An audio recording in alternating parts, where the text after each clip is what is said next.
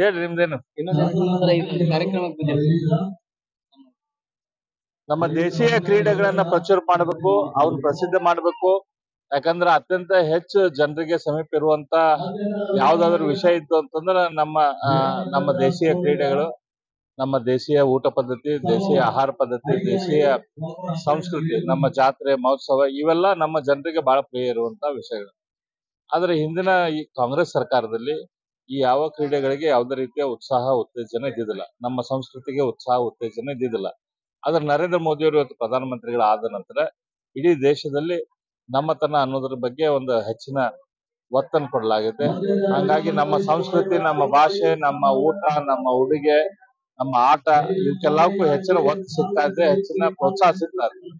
ಆ ದೃಷ್ಟಿಯಿಂದ ಇವತ್ತು ಕುಂದಗೋಳದಲ್ಲಿ ಕೂಡ ಮಾನ್ಯ ಲೋಕಸಭಾ ಸದಸ್ಯರು, ನಮ್ಮ ಜನಪ್ರಿಯ ಲೋಕಸಭಾ ಸದಸ್ಯರು ತಮ್ಮ ವಿಶೇಷ ಆಸಕ್ತಿಯಿಂದ ಇಲ್ಲಿ ಯುವಕರಿಗಾಗಿ ಕಬಡ್ಡಿ ತಂಡಗಳನ್ನು ಮಾಡಿರೋದು ಬಹಳ ಸಂತೋಷದ ವಿಚಾರ.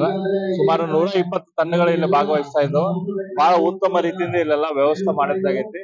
ಈ ಹುಡುಗರದ ಉತ್ಸಾಹ ನೋಡಿ ಮತ್ತೆ ಇಲ್ಲಿ ಸಂಘಟಕರ ಉತ್ಸಾಹ ನೋಡಿ ನನಗೂ ಕೂಡ ಬಹಳ ಸಂತೋಷ ಅನ್ಸುತ್ತೆ. ಕ್ರೀಡಾಂಗಣದಲ್ಲಿ ಸ್ಯಾಂಕ್ಷನ್ ಅನ್ನ ಮಾನ್ಯ ಶ್ರೀ ಎಂ ಆರ್ ಪಾಟೀಲ್ ಅವರು ಆಲ್ರೆಡಿ ಇದು ಮಾಡಿಸಿದ್ರು. ಆದ್ರೆ ಇದಕ್ಕೆ ಬೇಕಾದಂತ ಜಾಗ ಇಲ್ಲಿ ಸಿಗ್ಲಿಲ್ಲ ಅಂತ ಹೇಳಿ ಅದ ಬೇರೆ ಕಡೆ ಹೋಗೋಂಗಾಯ್ತು. ಇಲ್ಲಿ ಊರಿನವ್ರಿಗೆಲ್ಲ ನಾವ್ ವಿನಂತಿ ಮಾಡ್ಕೊಂತೀನಿ, ನೀವೆಲ್ಲರೂ ಕೂಡ ಯಾರೋ ಒಬ್ಬರು ದಾನಿಗಳನ್ನ ಹಿಡಿದು ಸುಮಾರು ಒಂದು 5 ಎಕರೆದಷ್ಟು ಜಾಗವನ್ನು ಕೊಡ್ಸಿದ್ರ ಸರ್ಕಾರದಿಂದ ಕ್ರೀಡಾಂಗಣ ಮಾಡಿಸುವಂತ ಕೆಲಸ ಅಥವಾ CSR ದಿಂದ ಕ್ರೀಡಾಂಗಣ ಮಾಡಿಸುವಂತ ಕೆಲಸ ಶ್ರೀ ಎಂ ಆರ್ ಪಾಟೀಲ್ ಅವರು, ಶ್ರೀ ಪ್ರಹ್ಲಾದ್ ಜೋಶಿ ಅವರು ಕೂಡ ಮಾಡಿಸ್ತಾರೆ.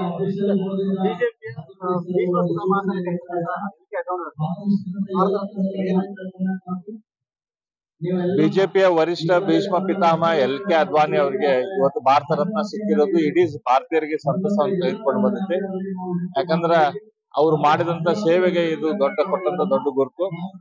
ಹಾಗಾಗಿ ಇವತ್ತು ಅವರಿಗೆ ಕೊಟ್ಟಂತ ಭಾರತ ರತ್ನ ಇಡೀ ಭಾರತೀಯರಿಗೆ ಸಿಕ್ಕಂತ ಗೌರವ ಆಗಿದೆ.